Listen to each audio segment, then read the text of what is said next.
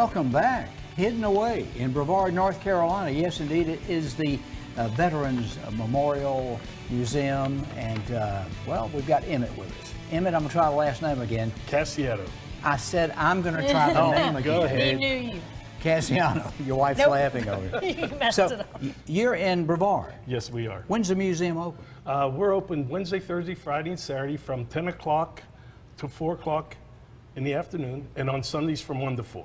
And Right. I felt that I did exhibits before, and Sundays after church, it seemed like we got a crowd. That's why I decided to open up on Sundays. All dressed up? That's smart. Oh, yes. Leave church and come to you? Yeah, that's right. Why does it say you're the curator and founder? Is that not the same thing? Well, I actually, I started... Is this your baby? Yes, You thought of yes, it? this is it. I started collecting things many, many years ago, and I started doing exhibits for veterans on certain days, such as Veterans Day, Memorial Day, 4th of July, and so on. And it blossomed into what we have today, and with a lot of help from a lot of people in our town up there, and South Carolinians as well. And we, our board of directors has been remarkable. I mean, we've been working hard. We're a 501c3. And we've been putting on exhibits ever since we opened up. I mean, in other words, we have movie nights. Yeah. We show old movies on the 4th Wednesday of every month. And then we have lectures on the 4th Thursday of every month in the afternoon. And by the way, Jack, we do give free popcorn away. Oh, everything's Free free popcorn. about Yeah. this place. It's big of you. Tell me about the guy that still comes in. Okay. He said he's a veteran, Yes. he's 95. Yeah, Harold Wellington, he was a merchant marine during World War II. He made many trips across the Atlantic. And one of his stories I always asked him, I said, "Did you ever see a torpedo in the water, Harold?" He goes, "You know what? I was on deck one time and this torpedo came right across the bow of our Really? ship." And he goes, "You know what?" He goes, "I think they were shooting at us." And missed. Yeah, My he was gosh. very happy. Do you pay to get in the museum? No, it's free. Free? Everything's free. We have so many veterans that come through our museum from North South Carolina and throughout the United States that we felt that, you know, we want them in more than just once. Yeah. And then we have veterans that actually come in and enjoy our library. They'll go back here and read. And some, we have a lecture and movie hall that they actually come in and they sit around and they talk about their experiences. Like and war stories. Yes, and and you know what? To me, it's helping them, and it's all about our veterans and their families. I think and what it's they so do for cool. us. Tell us about some of the highlights here Okay. that you brought. This is just a small sampling Yes, of what this you is can just a find. small simile. This right here, for your viewers, this is North African money, and this is Hawaiian money. A lot of people don't know that North African money, we actually had payroll, okay? And if you notice the gold seal on this side, on Yeah. a gold certificate, normally it's on this side. So this indicated it was military pay, that gold seal. So if the Germans or Italians ever confiscated our money, we would deem it worthless. They wouldn't be able to use it against us.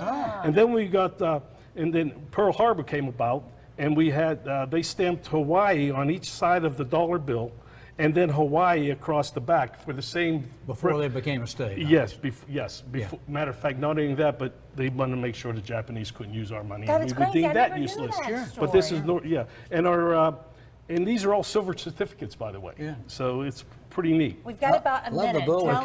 Tell us This one, about that guy. this one right here, this fella here was flew RF-4s, and he flew F-4s during the Vietnam War, and he was shot down in an RF-4, and he made it out to the water, okay, and they punched out, and he was really happy to help us out. We have his full uniform in our museum, which we're really proud of.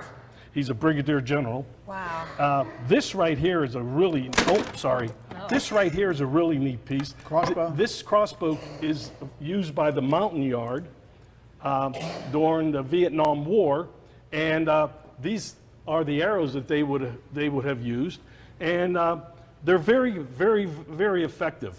And what in our Mountain Yard are the indigenous people in Vietnam, and our